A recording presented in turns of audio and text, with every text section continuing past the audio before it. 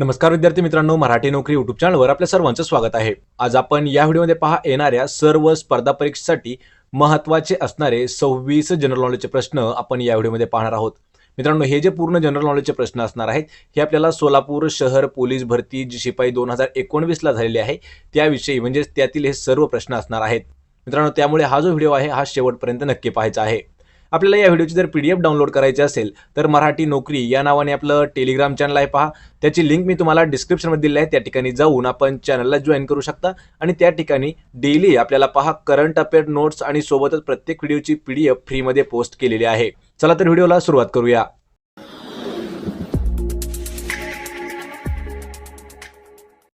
तर आपला प्रश्न पहिला आहे, 56वी घटना दुरुस्ती 1987 नुसार काय आहे? मित्रांनो, प्रश्नाचं जर उत्तर येत असेल आपल्याला 3 ते 5 सेकंदामध्ये आपण प्रश्नाचं उत्तर कमेंट करून द्यायचं आहे, म्हणजे एक प्रकारे आपलं याच व्हिडिओमध्ये रिव्हिजन देखील होऊन जाईल। तर 56वी घटना दुरुस्ती जी आहे 1987 त्यानुसार खालीलपैकी कोणतं ऑप्शन बरोबर असणार आहे?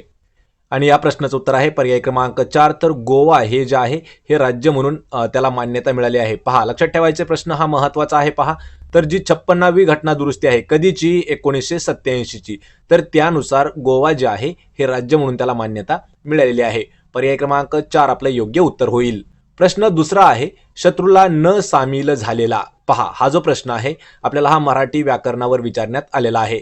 मित्रांनो, या ठिकाणी आपल्याला जे महत्त्वाचे असतात शब्दसमूह, वाक्प्रचार सोबतच म्हणी हे सर्व जे घटक आहेत यावर आपल्याला कमीत कमी 3 ते 4 प्रश्न हे नेहमी विचारले जातात।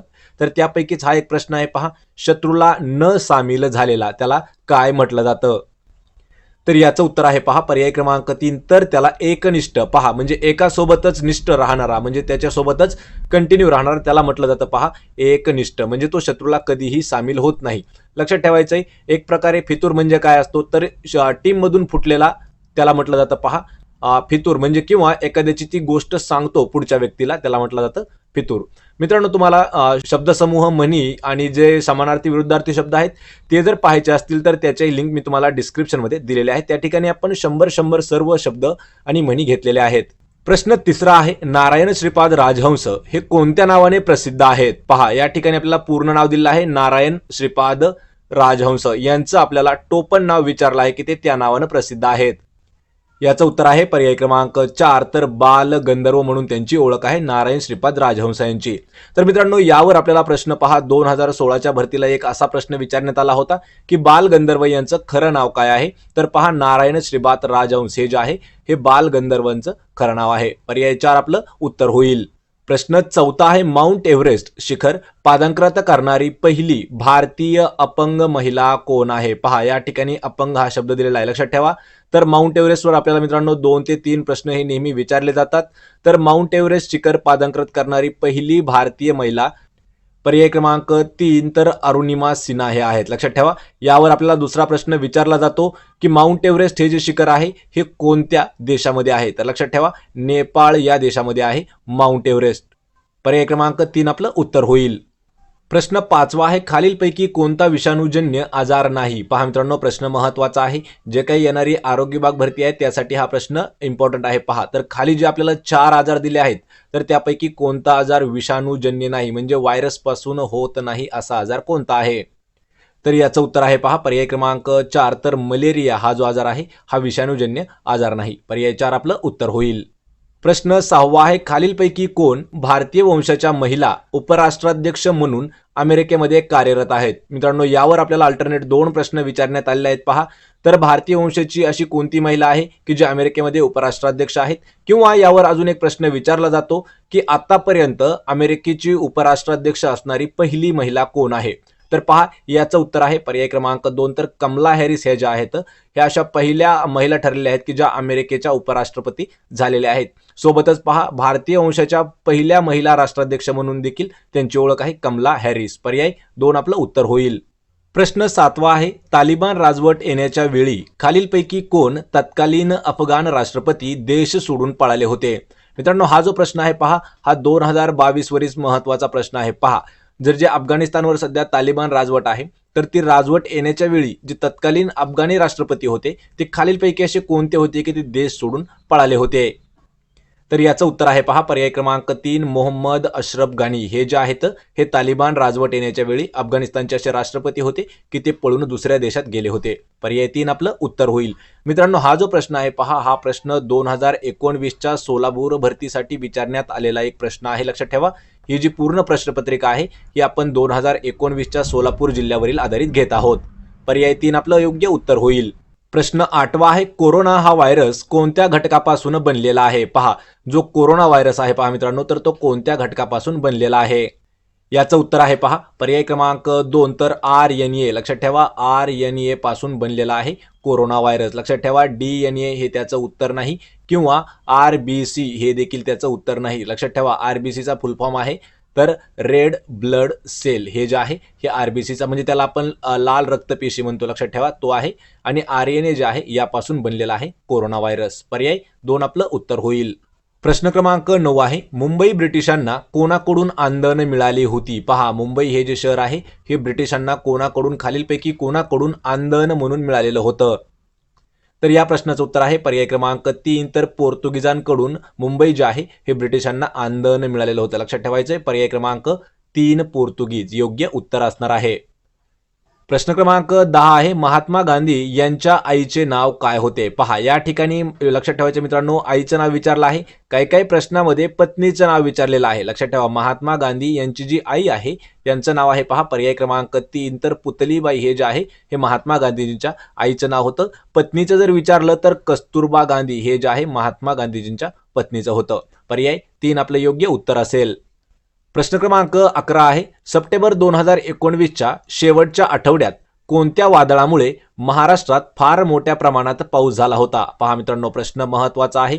जेवढे काही आपले एका वर्षामध्ये महत्त्वाचे जे काही वादळं आहेत त्या वादळावर आपल्याला प्रश्न हे नेहमी विचारले जातात. एकतर प्रश्न अशा पद्धतीने विचारतात की ते जे वादळ आहे त्या वादळाला नाव कोणी दिलं आहे. पहा म्हणजे कोणत्या देशाने दिलेलं आहे. सोबतच दुसरा प्रश्न विचारला की ते जे नाव दिलेलं आहे ते कशावरून ठेवण्यात आलेलं आहे. आणि कधी कधी प्रश्न असतो की ते जे नाव आहे त्या नावाचा अर्थ काय असतो. लक्षात ठेवा त्यामुळे हे प्रश्न महत्त्वाचे आहेत. या ठिकाणी विचारले की सप्टेंबर 2019च्या शेवटच्या आठवड्यात कोणत्या वादळामुळे महाराष्ट्रात मोठ्या प्रमाणात पाऊस झालेला होता. तर याचं उत्तर आहे पहा पर्याय क्रमांक 2 जे गुलाब चक्रीवादळ आहे त्यामुळे महाराष्ट्रात मोठ्या प्रमाणामध्ये पाऊस पडलेला होता. पर्याय 2 आपलं उत्तर होईल. प्रश्न 12 आहे 15वी G20 देशांची शिखर परिषद 2020 कोणत्या ठिकाणी पार पडली होती. याचं उत्तर आहे पहा पर्याय क्रमांक 1 तर रियाद या ठिकाणी 15वी कितवी लक्षात ठेवा 15वी G20 देशांची शिखर परिषद जी आहे ही रियादमध्ये पार पडलेली आहे. पर्याय 1 आपलं उत्तर असेल. प्रश्न क्रमांक 13 आहे एखादा सरकारी अधिकारी किंवा कर्मचारी लाच घेताना पकडला गेल्यास त्यावर पोलिसांचा कोणता विभाग कारवाई करतो. पहा प्रश्न हा महत्त्वाचा आहे. हा प्रश्न जो आहे हा पोलीस विभागाशी संबंधित आहे. जर एखादा सरकारी अधिकारी किंवा सरकारी कर्मचारी जर भ्रष्टाचार म्हणजेच किंवा लाच घेताना जर पकडला गेला तर त्यावर पोलिसांचा असा कोणता विभाग असतो की त्यावर तो ॲक्शन करतो. तर याचं उत्तर आहे पहा पर्याय क्रमांक 4 ACB. पहा ACB अँटी करप्शन ब्युरो हे जे आहे हा पोलिसांचा असा एक भाग आहे की याचं काम एकच असतं पहा ज्या ठिकाणी भ्रष्टाचार किंवा लाच घेणे हे जे प्रकार घडतात त्यांच्यावरती कारवाई करणं हे जे आहे हे ACBचं काम आहे अँटी करप्शन ब्युरो. पर्याय क्रमांक 4 आपलं उत्तर होईल. प्रश्न क्रमांक 14 आहे 75 वर्ष पूर्ण झाल्यास कोणता महोत्सव साजरा केला जातो. मित्रांनो असे जे प्रश्न आहेत आपल्याला या प्रश्नांचे डीपमध्ये जर व्हिडिओ पाहायचे असतील तर त्याचे लिंक मी तुम्हाला डिस्क्रिप्शनमध्ये देत आहे. कारण या व्हिडिओमध्ये पहा आपण प्रत्येक जिल्हा जो आहे तो कव्हर करण्याचा प्रयत्न केला आहे. म्हणजे प्रत्येक जिल्ह्याची फक्त प्रश्नपत्रिका प्रश्न आणि त्याचे उत्तर आपण या व्हिडिओमध्ये घेत आहोत. तर पहा 75 वर्ष पूर्ण झाल्याच्या नंतर कोणता महोत्सव साजरा केला जातो. तर या प्रश्नाचं उत्तर आहे पर्याय क्रमांक 1 तर अमृत महोत्सव जो आहे हा 75व्या वर्षी साजरा करण्यात येतो. मित्रांनो लक्षात ठेवा 2022 हे जे वर्ष आहे हे भारताला स्वातंत्र्य होऊन 75 वर्ष झाले आहेत म्हणून 75वा जो हे होता स्वातंत्र्य दिन तो अमृत महोत्सव म्हणून देखील त्या ठिकाणी त्यांनी साजरा केलेला होता. पर्याय 1 आपलं योग्य उत्तर होईल. प्रश्न क्रमांक 15 आहे पूर्णपणे भारत देशात तयार झालेली कोरोनावरील लस कोणती आहे. पहा पूर्णपणे स्वदेशी म्हणजे भारतामध्ये पूर्णपणे तयार झालेली कोरोनावरील लस कोणती आहे. तर याचं उत्तर आहे पहा पर्याय क्रमांक 4 तर कोवॅक्सिन ही जी लस आहे ही पूर्णपणे भारत देशामध्ये तयार झालेली लस आहे. पर्याय 4 आपलं योग्य उत्तर होईल कोवॅक्सिन. प्रश्न क्रमांक 16 आहे, भाकरी या शब्दासाठी अनेकवचनी शब्द कोणता असेल? पहा, भाकरी या शब्दाचा अनेकवचनी शब्द. तर याचं उत्तर आहे पर्याय क्रमांक 3. तर भाकऱ्या हा जो आहे हा भाकरीचा अनेकवचनी शब्द आहे. या ठिकाणी आपल्याला एक प्रश्न विचारला होता, तर शाळा या शब्दाचा अनेकवचनी शब्द. तर लक्षात ठेवा, शाळा या शब्दाचा अनेकवचनी शब्द शाळाच होतो. अजून असे काही शब्द आहेत पहा, जसं झालं की हत्ती. हत्ती या शब्दाचा अनेकवचनी शब्द देखील हत्तीच होतो. त्यामुळे हे शब्द देखील महत्त्वाचे पाठ करून घ्यायचे आहेत. पर्याय 3 याचं उत्तर असणार आहे भाकरीचा अनेकवचनी. प्रश्न 17 आहे, 0 मैल हे ठिकाण कोठे आहे किंवा 0 मैल कोणत्या ठिकाणाला म्हटलं जातं? पहा, 0 मैल म्हणजे काय? तर जो आपला देश आहे, तर देशाच्या सर्वात मध्यभागीचं जे ठिकाण आहे ते कोणतं आहे? याचं उत्तर आहे पर्याय क्रमांक 1. तर नागपूर हे जे आहे किंवा नागपूरलाच पहा 0 मैल ठिकाण देखील असं म्हटलं जातं, कारण ते जे आहे हे भारत देशाच्या मध्यभागी असणारं ठिकाण आहे. पर्याय 1 आपलं योग्य उत्तर आहे. पहा, नागपूर, त्यालाच म्हटलं जातं 0 मैल. प्रश्न 18 आहे, संपूर्ण सेंद्रिय शेती करणारे भारतातील पहिले राज्य कोणते आहे? हा जो प्रश्न आहे पहा, देशातील सर्वात पहिले यावर प्रश्न विचारण्यात आलेला आहे आपल्याला. तर संपूर्ण कशाची? सेंद्रिय शेती करणारे भारतातील पहिले राज्य. याचं उत्तर आहे पर्याय क्रमांक 4. तर सिक्कीम हे जे राज्य आहे, या ठिकाणी या राज्यामध्ये संपूर्ण सेंद्रिय शेती करणारं भारतातील आपल्या पहिलं राज्य म्हणून त्याला मान मिळालेला आहे. पर्याय 4 उत्तर असेल सिक्कीम. प्रश्न 19 आहे, खाली दिलेल्या शब्दसमूहासाठी एक शब्द सांगायचा आहे. या ठिकाणी आपल्याला शब्दसमूह दिलेला आहे पहा, समाजाची सेवा करणारा. तर त्यासाठी एक शब्द कोणता असेल? याचं उत्तर आहे पर्याय क्रमांक 3. तर त्याला समाजसेवक. पहा, समाजसेवक म्हणजे काय? तर समाजाची सेवा करणारा. पर्याय क्रमांक 3 आपलं उत्तर होईल. प्रश्न 20 आहे, भारताच्या राष्ट्रपतींना त्यांचं पद व गोपनीयतेची शपथ खालीलपैकी कोण देतात? प्रश्न महत्वाचा आहे पहा, यावर आपल्याला नेहमी प्रश्न विचारले जातात. भारताच्या राष्ट्रपतींना कोण शपथ देतं किंवा कधी कधी राज्यपालांना विचारलं जातं, मुख्यमंत्र्यांना विचारलं जातं, उपमुख्यमंत्र्यांना विचारलं जातं. तर या ठिकाणी आपल्याला विचारलं आहे की राष्ट्रपती पद आणि त्यांची गोपनीयता यांची शपथ त्यांना कोण देतं? तर याचं उत्तर आहे पर्याय क्रमांक 3. तर सरन्यायाधीश हे जे आहेत हे राष्ट्रपतींना त्यांच्या पदाची आणि गोपनीयतेची शपथ देत असतात. पर्याय 3 आपलं उत्तर होईल. यानंतरचा प्रश्न आहे पहा, तोक्ते चक्रीवादळ कोणत्या राज्याच्या किनारपट्टीवर जाऊन आदळले होते? पहा, या ठिकाणी आपल्याला मित्रांनो 3-4 असे महत्त्वाचे चक्रीवादळ आहेत. त्यामध्ये पहिल्या क्रमांकावरती आहे पहा तोक्ते चक्रीवादळ, यानंतर आहे एक गुलाब, त्यानंतर आहे पहा निसर्ग. हे जे चक्रीवादळ आहेत यावर आपल्याला प्रश्न हे हमखास विचारले जाऊ शकतात. तर तोक्ते चक्रीवादळ जे आहे हे कोणत्या राज्याच्या किनारपट्टीवर आदळलेलं आहे? तर याचं उत्तर आहे पर्याय क्रमांक 2. तर गुजरात किनारपट्टीवर जाऊन आदळलेलं आहे तोक्ते चक्रीवादळ. पर्याय 2 आपलं उत्तर होईल. लक्षात ठेवा मित्रांनो, अजून चक्रीवादळावर आपल्याला अशा पद्धतीचे प्रश्न विचारतात की चक्रीवादळ हे कोणत्या ठिकाणात तयार झालं होतं, कोणत्या ठिकाणी जाऊन ते आदळलं होतं, ह्याच्यावरही प्रश्न आपल्याला विचारले जातात. पर्याय 2 आपलं या प्रश्नाचं उत्तर होईल.